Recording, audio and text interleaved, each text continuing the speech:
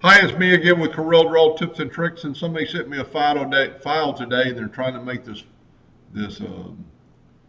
Pentagon gear that I made years ago, and I didn't take the time to count, but I actually know a better way to do it now. So make you a Pentagon, and I made a 12-sided Pentagon or Polygon or whatever it would really be called, and I'm going to hit P and put it in the center of the page, and I'm going to hit P and make sure I'm in the center of the page. I'm going to take my square and I'm going to hold down the control button and I'm going to snap to that corner. I actually didn't quite snap to that. I'm holding down the control button so I'll make sure I get it in that corner.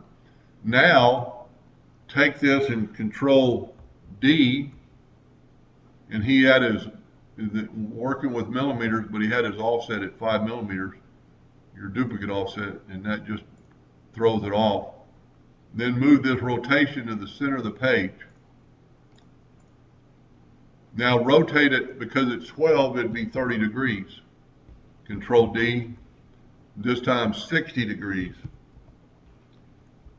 And now Corel will take over. And sometimes Corel has a bug like that, it stops. But just make a duplicate, Control D, add 30 to that, which is 210. Duplicate.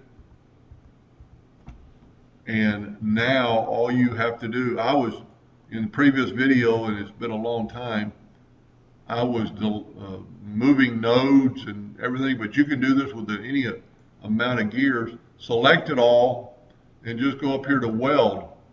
And now you have that gear. And of course, with a gear, if you wanted to put a center cog in it, he's also drawing in 200 millimeters. Let's change it to hairline in red.